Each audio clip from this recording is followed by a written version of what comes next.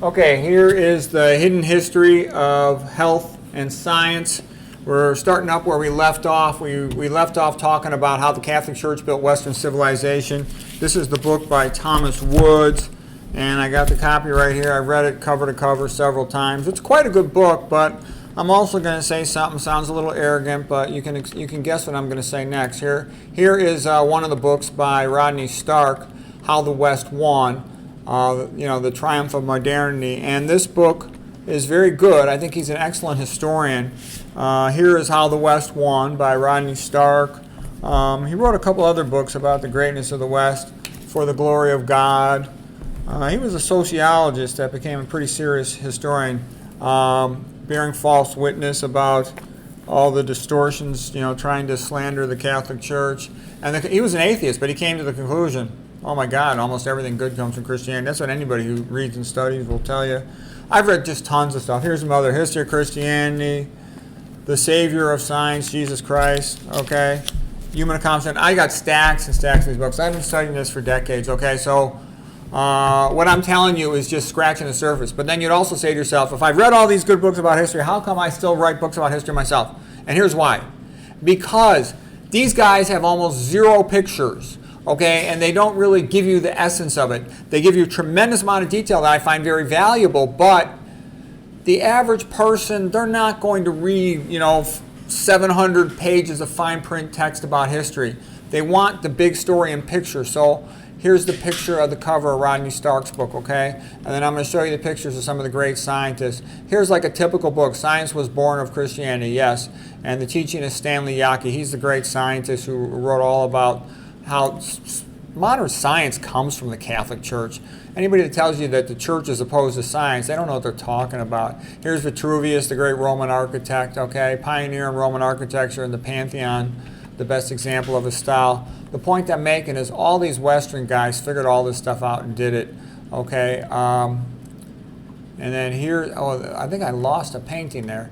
Here's St. Gregory the Pope, teaching Gregorian chants to the students, Catholic Church developed music, developed musical notation.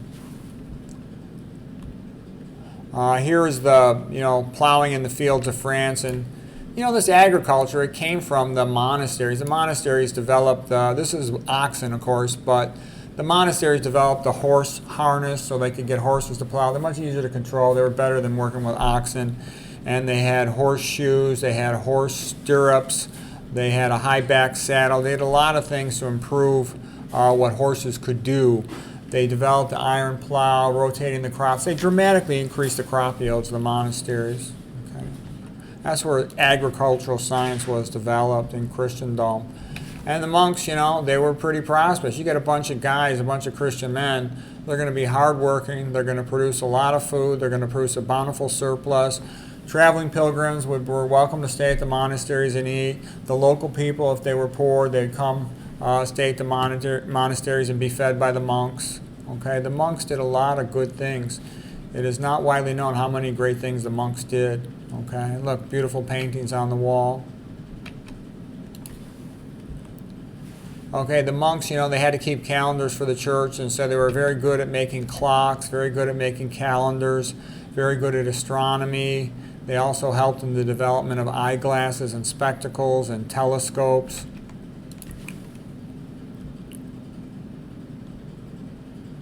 The monks provided sanctuary for people. So like in this painting, these other men are about to string up some poor guy and his wife and child. She's begging for mercy.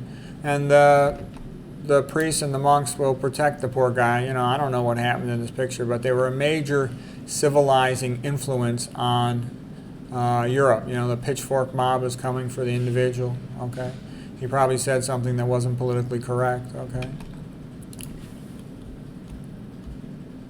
it's called the right of asylum. Okay, here's the water wheels. They developed the water wheels and the windmills. These things for milling the grain, for example. The monks were the big scientists of their day. The clergy were the only educated people for the most part, and they could read, the Latin, and they could read all the books. They could study what had been done. Okay, here is the coronation of Charlemagne. Charlemagne Coronated, made emperor, Holy Roman Emperor in 800 A.D. Anno Domini, and he hired Alcuin, the great scholar from England, to develop a much better education system, to educate all the clergy better, and then to educate the local children and whatnot, teach them Latin, teach them the trivium, teach them the quadrivium, create an educated public. Okay, so this is called, Carol's the Great, Charles the Great, Charlemagne, and this is the Carolingian Renaissance. Okay, here's just another picture of Charlemagne being crowned. Charles the Great, the father of Europe. Okay, restoration of the Holy Roman Empire. Okay, we're going to stop with that today. I hope you found that helpful. And this is all where mankind became educated. This is the foundation for the development of modern science, the Christian university system developing out of this.